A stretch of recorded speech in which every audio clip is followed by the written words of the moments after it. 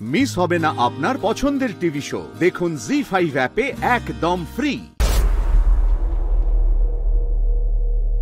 রাধা, আমি মেঘা আন্টির কথার মানে কিছুই তো বুঝতে পারলাম না।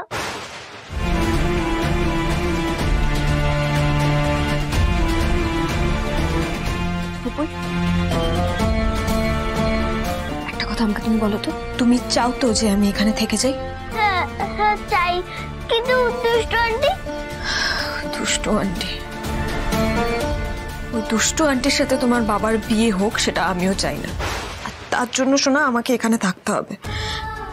আর সেই কারণে না তোমায় একটা কাজ করতে হবে। তোমায় বাইরে গিয়ে সবাইকে বলতে হবে যে তুমি এই বিয়েতে রাজি আছো। পুপুল, পুপুল আমার দিকে তাকাও, তাকাও আমার দিকে। কেঁদো না, কেঁদো না। আমার উপর তোমার বিশ্বাস আছে তো? তাহলে শোনা, তুমি একদম চিন্তা করো না। আমি একবার এই বাড়িতে থেকে যাই, তারপরে তুমি আর আমি মিলে এই বিয়েটা আটকাবো। তুমি রাজি? বলো পুপুল, তুমি রাজি? রাধা, তুমি সত্যি সত্যি বিয়েটা আটকে দেবে তো? দেব, দেবই। এবার তুমি রাজি?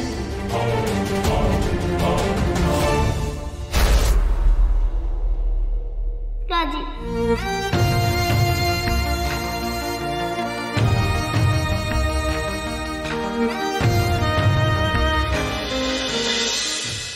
বড়মা, আমি পুপুলকে বোঝালাম। এখন ও যদি রাজি না থাকে তাহলে আমি এই বাড়ি ছেড়ে চলে যাব। তুমি কোথাও যাবে না।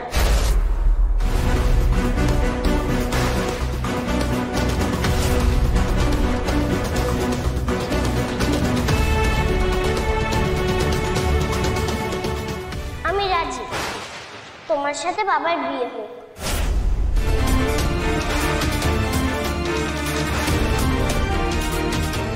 সত্যি? পুপুল, তুমি আমাকে তোমার মা হিসেবে মেনে নিয়েছো? মা, তুমি যা বলছো ভেবে বলছো তো?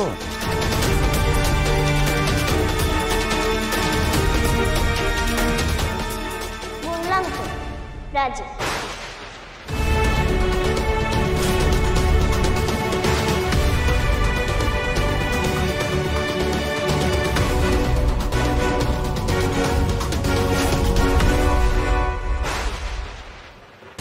এবার ঠাকুর ঠাকুর করে আমরা সবাই বিয়ের প্রস্তুতি শুরু করে দিই দিদি।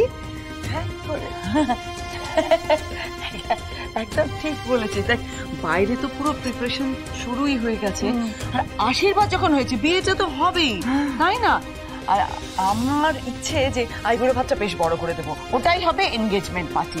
হ্যাঁ, বিয়েটা তো ধুমধাম করে হবেই, কিন্তু দাঁড়িয়ে থাকলে হবে? চা করবো, লিস্ট করতে হবে তো, নিমন্ত্রণ করতে হবে, না করতে হবে। একজন বাদ গেলে কিন্তু মারাত্মক ব্যাপার হয়ে যাবে।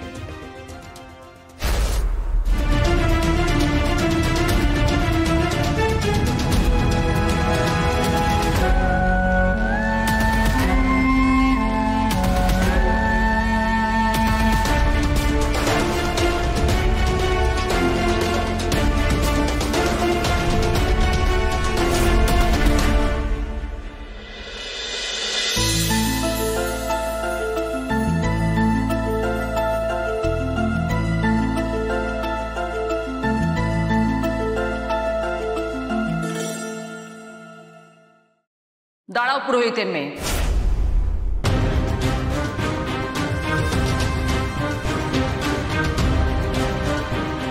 পুপুলকে বিয়েতে তুমি রাজি করিয়েছো? হ্যাঁ। কেন? যদি বলে এই জগতে কেউ আপন নয়, তাহলে কেন? তুমি তো আমার সঙ্গে চ্যালেঞ্জ নিয়েছো যে এই বিয়ে তুমি কিছুতেই হতে দেবে না, তাহলে কেন তুমি এটা করলে?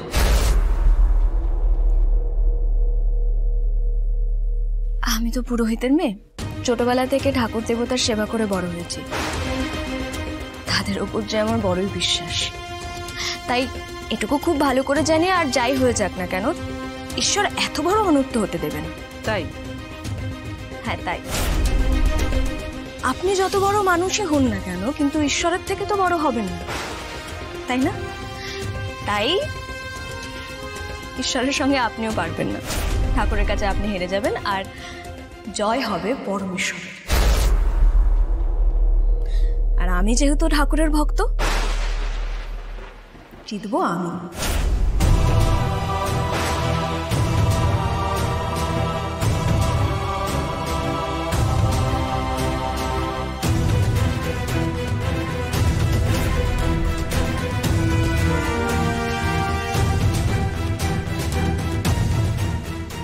যেমন ভেবেছিলাম তেমন সহজ মেয়ে তো নয়।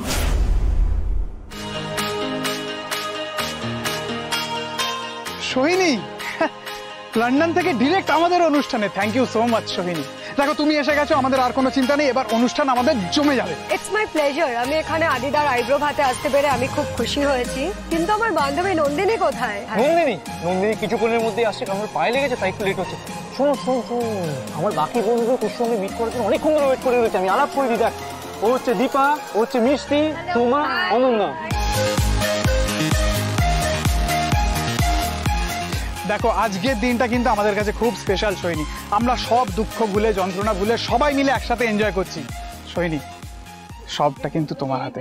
হ্যাঁ অব্রো, একদম সবটাই সোহিনীর হাতে রয়েছে। হ্যাঁ জানি আমি যখন এখানে এসে পড়েছি আমি সবকিছু এমন অ্যারেঞ্জ করবো যে সবাই সব ভুলে আনন্দই করবে। I promise. এটাই তো চাই। গুড। আচ্ছা তাহলে শালি সাহেবা, আমি আর তুমি একটা ছবি তুলি। জিজু অমনি শুরু হয়ে গেল তোমার। আরে বাবা, বউয়ের বন্ধু মানে তো বউই হলো নাকি? না কিছু না। মেয়েটি আসুক, তারপর তোমার হচ্ছে। আরে তোমরা মেয়েটি এলে না তোমার হবে। সবাই তো নন্দিনী। আচ্ছা আমার কথা শোন।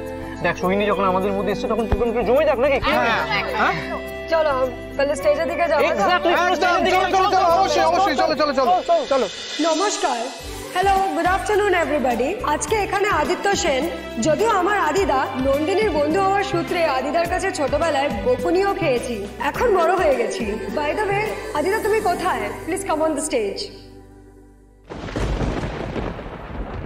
তুমি কোথায় আছো আমি জানি না, কিন্তু জেনো আমার মনের মধ্যে আছো,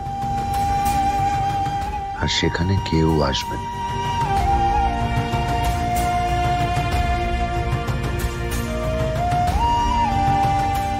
আমি এখনো কিছু করতে পারলাম না আদি। তোমায় আর প্রফুলকে মেঘার চক্রান্ত থেকে বাঁচানোর জন্য এখনো কিছু করতে পারলাম না। এই ছোট্ট ভাই, কি হলো মুখ ভার করে দাঁড়িয়ে আছিস? চল ওদিকে, চল। আরে আমার মনটা ভালো লাগছে না। আমার বৌদিদের জায়গায় আমি কাউকে মানতে পারছি না। বৌদিদের জায়গায় মেঘা আসবে আমাদের বাড়িতে, আমি এটা কিছুতেই মেনে নিতে পারছি না। ছোট্ট ভাই প্লিজ, আজকের দিনটা এসব বলে অন্তত আনন্দ করি, অন্তত পুপুলের কথা ভেবে। দেখ পুপুল তো শেষ পর্যন্ত হ্যাঁ বলে দিয়েছে না, তাহলে জি5 ডাউনলোড করুন আর সব এপিসোড দেখুন একদম ফ্রি।